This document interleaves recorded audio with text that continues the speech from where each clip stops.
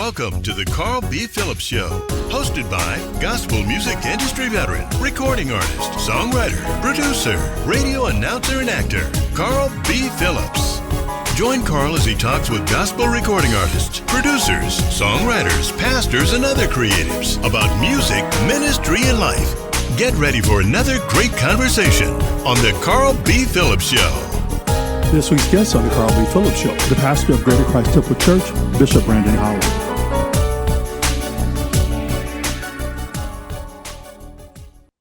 So what does it mean to you to carry on your dad's legacy, not only within the church, but even within the organization, the Pentecostal Assembly of Believers? I mean, it's an honor. It's a privilege. It's, you know, I'm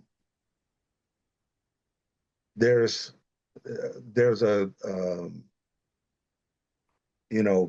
Bishop Holland and First Lady Holland were what I call like generals, in God's kingdom, and so not having them, there's a large void.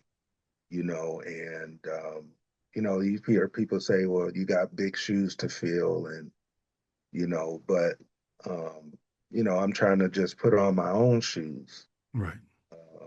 And so knowing though the legacy that they built and who they were and how they were respected, across the nation, across the world, to be able to continue that is very humbling. It's very humbling. It's very also it's challenging, because that's something that you don't want to, or like my dad preached the sermon, don't drop the baby. Right. So, you don't want to, you want to handle what somebody built and put together with care and try to improve it and try to build upon it without destroying what they've already built. And so that part of it is always, it's always a thought. It's always a sort of a barrier in my mind, when we try to do things differently. And so, because I care about what they built, and I want to honor them by progressing the ministry and moving us forward. And so it's a great honor. I mean, even in the PAB, to see what was started continue, and to flourish is a blessing, and it's a passion of mine, because I want that to continue and flourish as well, just like the church. And so, I get frustrated. I don't say it or I don't show it, but I try not to, but because I have such a, I want things to be so excellent and so top notch, because Bishop Holland's First Lady Holland, they were top notch people, classy. They like things on a certain level. And, so my desire to see things continue that way or stay that way, sometimes as a pastor, can be frustrating, but it's all because I just want the best, but that's just me wanting to just continue to hold up that standard and continue to honor them and keep a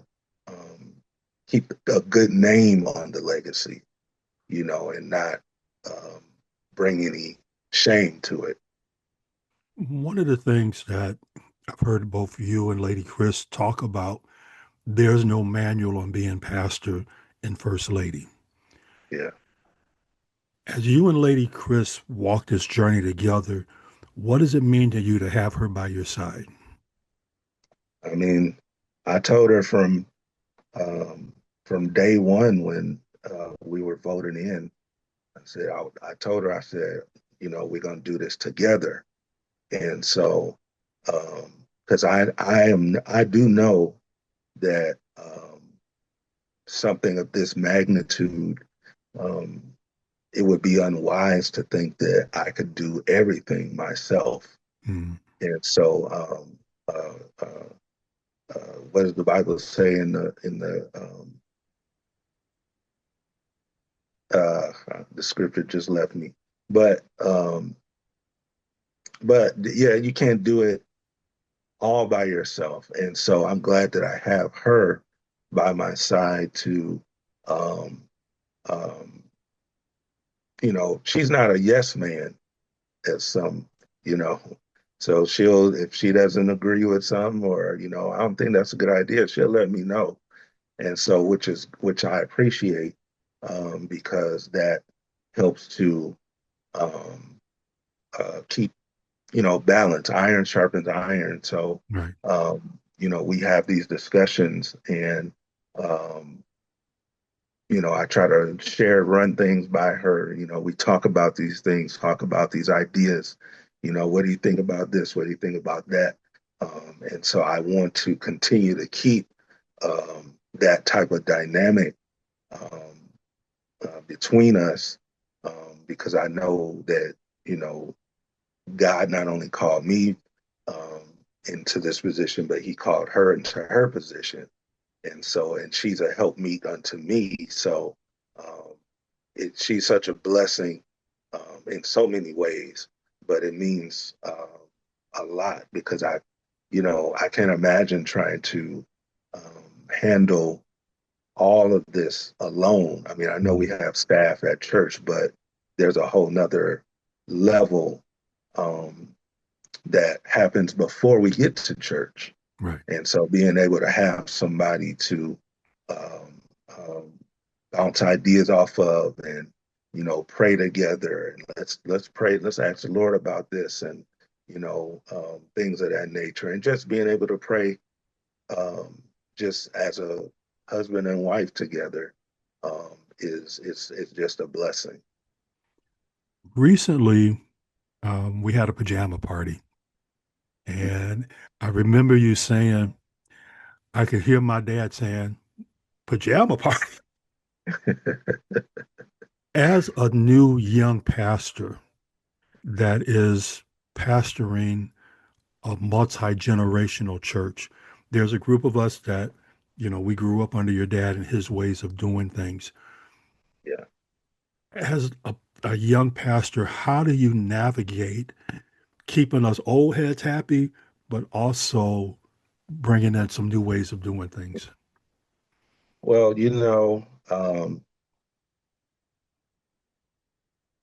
if you, I just heard this said, if you only do what you always done, you'll never see what you could do.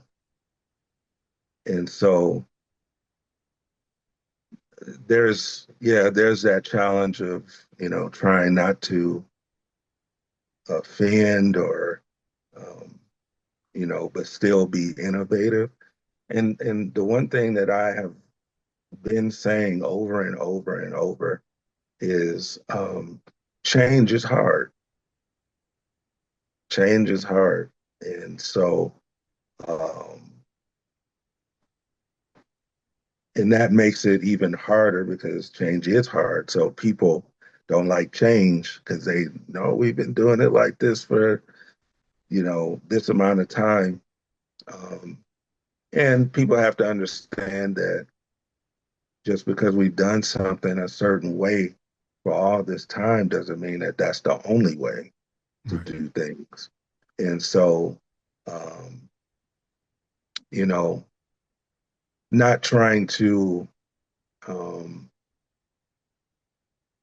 you know, um, come in with a bulldozer and just, tear everything, down.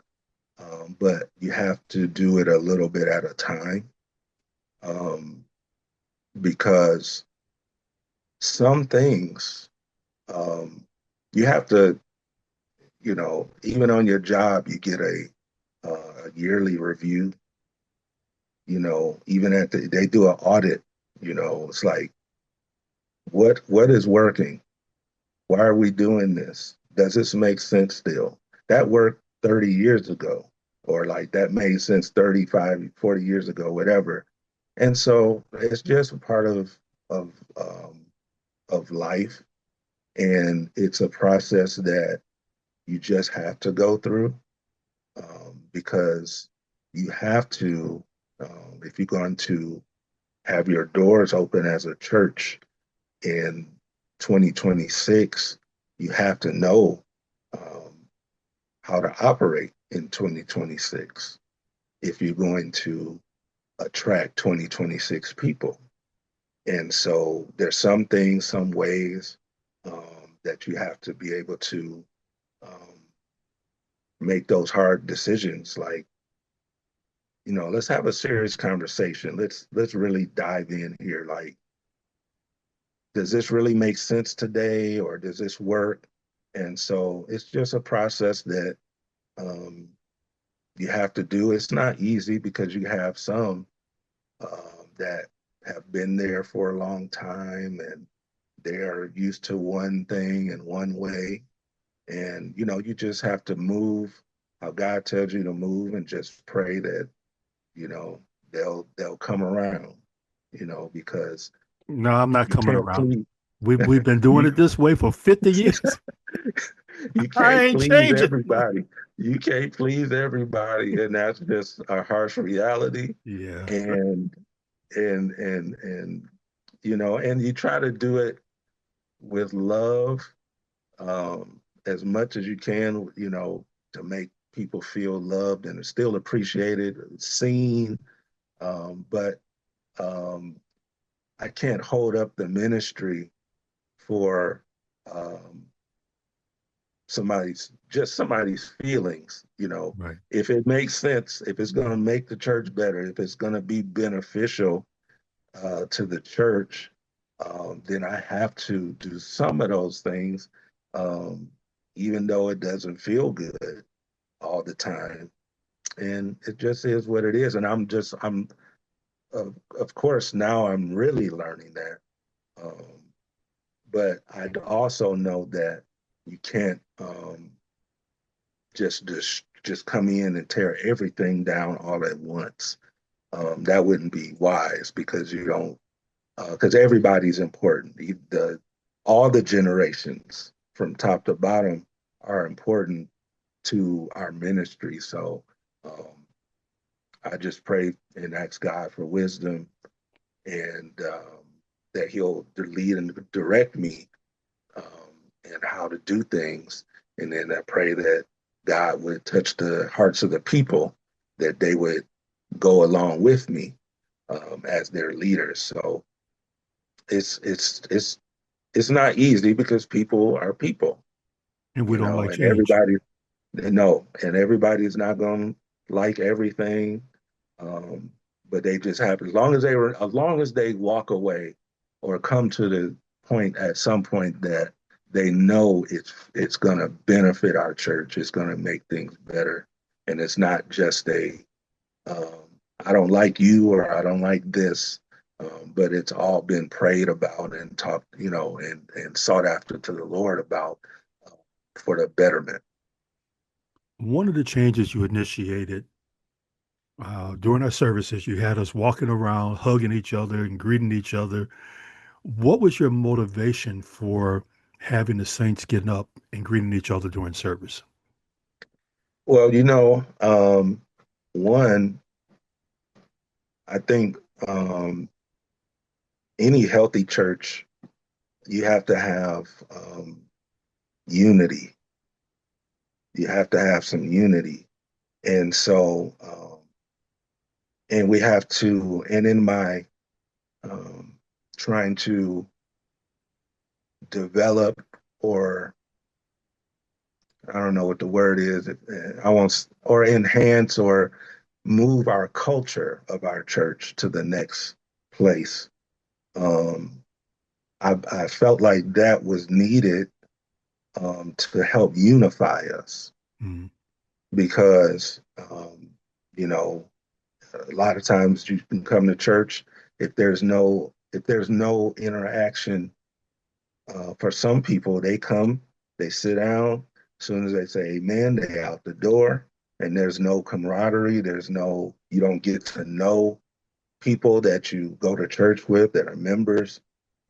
And so I wanted us to learn each other and you know be able to have more interaction and that hug for some people that's they're not getting hugs anywhere else. Right. They're not getting told I love you or it's good to see you um or any type of greeting, because we don't know everybody's life when they leave church. So I just was led of the Lord to have us do that so we can start building the love and unity um, amongst the members and being able to, hey, I don't ever get to talk to you. Let me go over here and say how you doing, or give you a hug, or and I believe it's been a blessing Right. for us as a church to get up out of your seat, and even for another benefit is to see for when our guests come, when our visitors come, they see us getting up and interacting and telling each other we love them and different things. That makes an impression even on them. Oh, Mm. this is a church that loves one another, and they're trying to live what they say. And so that's really the reasoning behind it. But um, I thought it was just important that we start doing that. It's interesting. During one of your dinners, I made the comment, I was emceeing, I made the comment that you were going to inspire people to write songs. I didn't realize I was going to be one of the people inspired to write a song. Yeah, When I came to you, like, I have an idea for a welcome song. yeah. What were your thoughts behind that comment when I made it to you? Well, I was excited because I think my mind immediately went to um, I think Dietrich Haddon on one of his live albums um, over there on Schoolcraft, I think where they recorded it. But I think they had a song. They have a song, and I can't think of what it's called. But I always thought that was so dope. Like they had I believe it's a welcome song. But it's always stuck out to me and just I always kind of wanted one. Um, and I thought it was very unique. So when you came with that idea, I was like, yeah, let's do it. Let's do it. Um, Not knowing, you know, what it was going to turn into, but it definitely sparked something in me. And I was excited because, um, one, I'm trying to um, be innovative in I now that I'm in this position, I look at things a lot differently Mm. than I used to. So when you said that, I'm automatically thinking about our guests that come and our visitors, um, and how that can affect them. And so that was when you brought it up, I was totally already I was on board a long time ago. But but you just brought it into 2026. So yeah. So the first time you heard us do Good to See You in Church Today, what was that feeling like for you to say, hey, we finally have our own church welcome song? What was that like for you? Man, it was special because it's like we were I mean, I thought about it, like I said, for um in years past, but it's like the reality is like we actually have one now. Like, and so it was just a proud moment, you know. it's like, wow, our church has our own welcome song. And I don't believe a lot of churches, I've been to a lot of churches, but I haven't heard a lot of churches sing their own welcome song. So just for us to have our own and we're actually doing it in service, and I mean it sounds good, and it was amazing, man. And so thank you to you and Joe and Rocky and everybody who was a part, because it's just been a blessing, um, just to see it come to pass. So now, not only has it come to pass, but it's been released. Yes, sir. And I was sharing with the Saints Sunday that I was intentional in a lot of the things that I did on the song.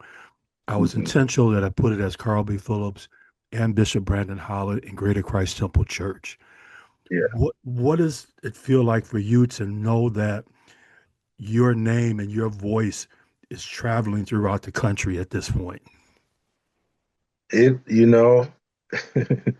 it again, mind blowing, because I'm behind the scenes, you know, most of the time or all the time.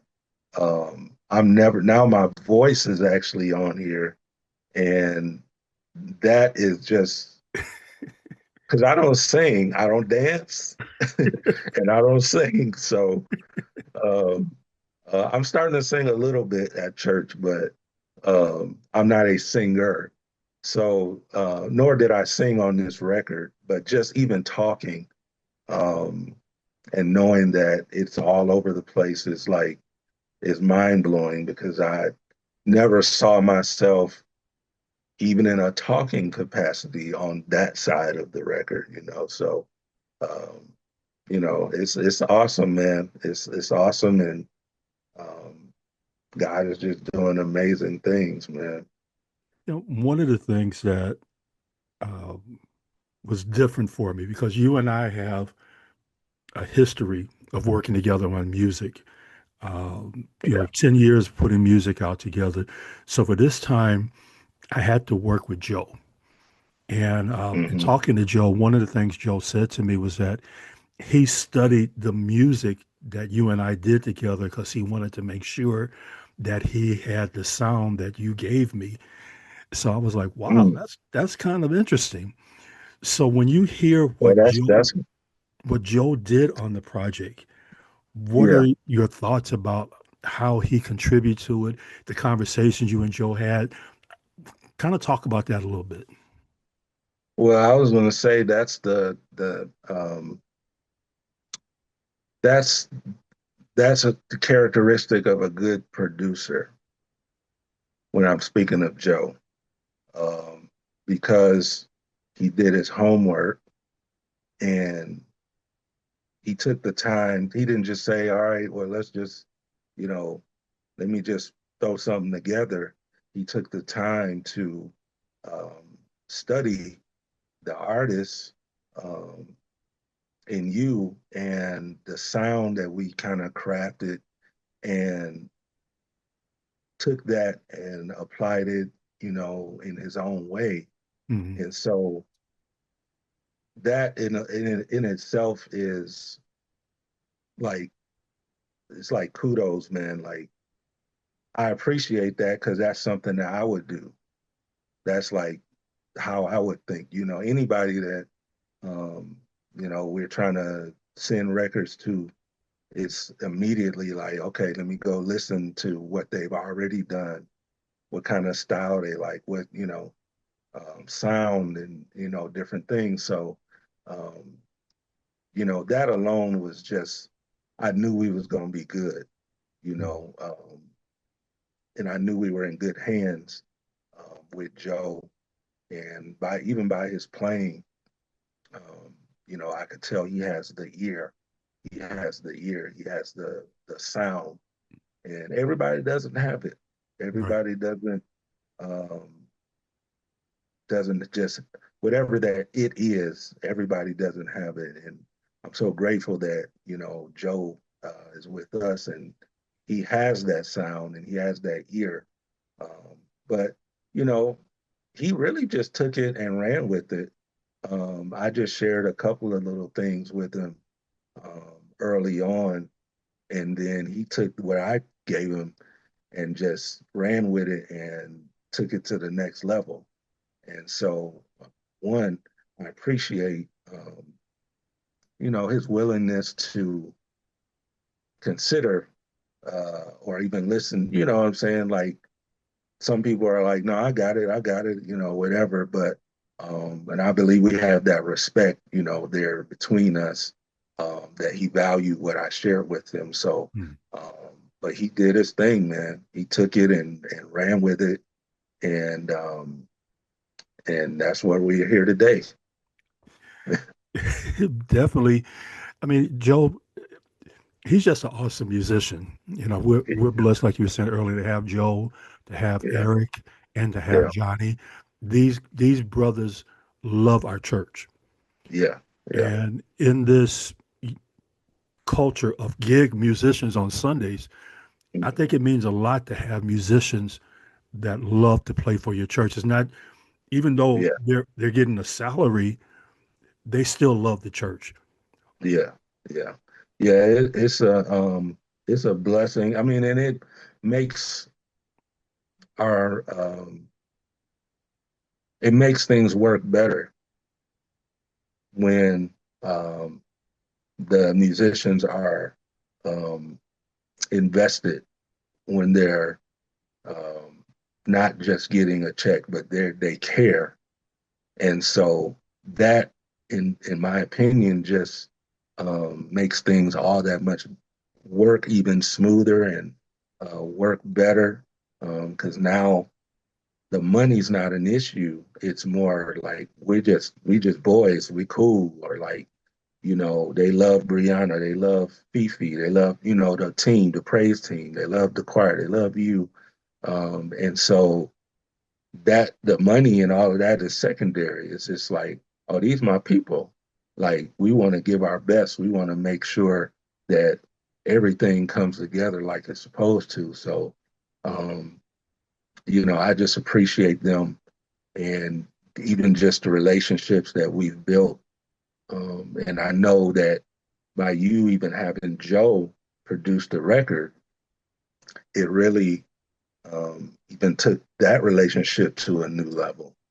And so it's just been a blessing, man. And God knows who to send. God knows who to, link you up with. And so I'm grateful, man. And but yeah, it's been awesome. Excuse me. So, what's next for Bishop Brandon Holland and Greater Christ Temple Church?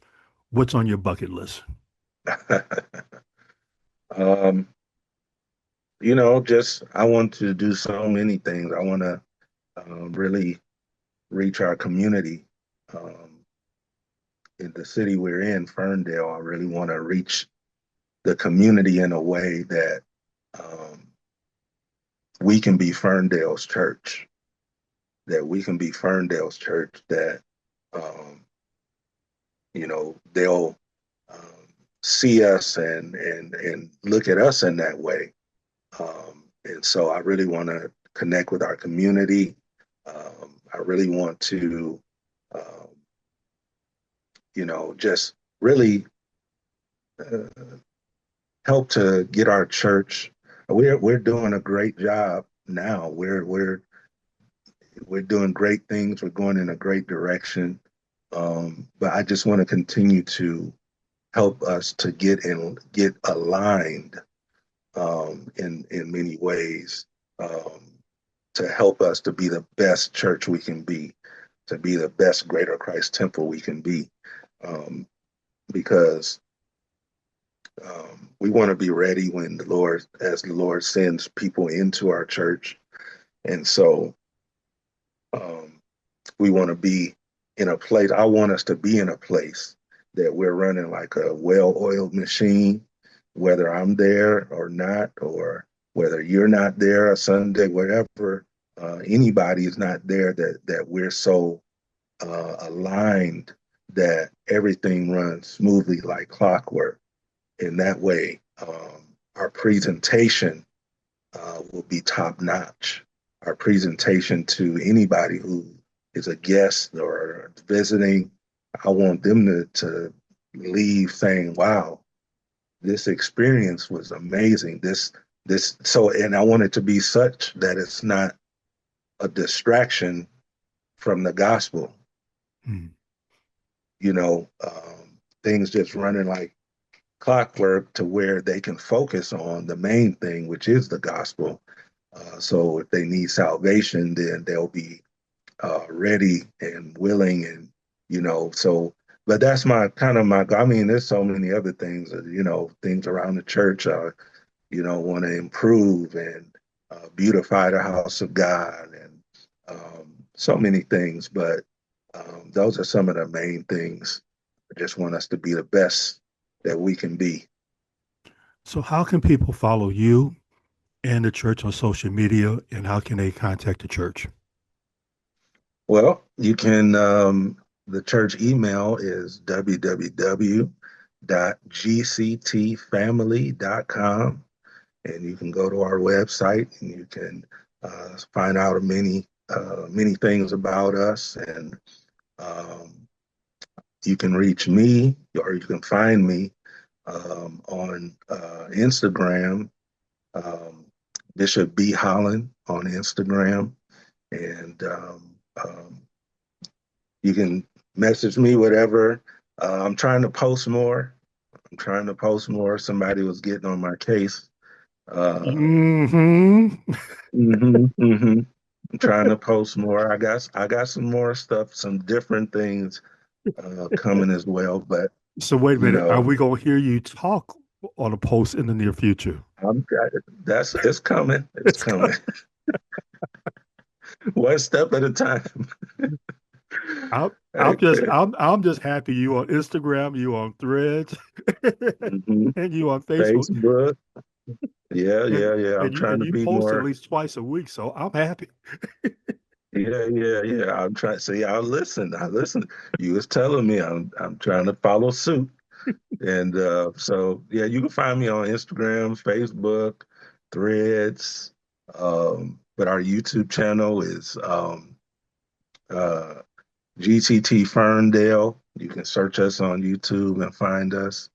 Um, but yeah, those are pretty much the places that I am. Um, So everyone, you can come visit us.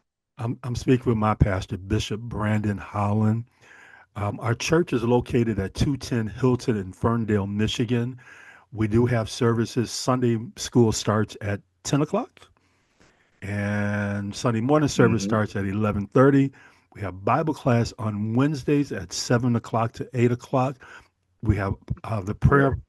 prayer power hour every Power, Fridays, power, hour of power. hour of power on Fridays from 7 o'clock to 8 o'clock also. So we 7 are to 8. an active church.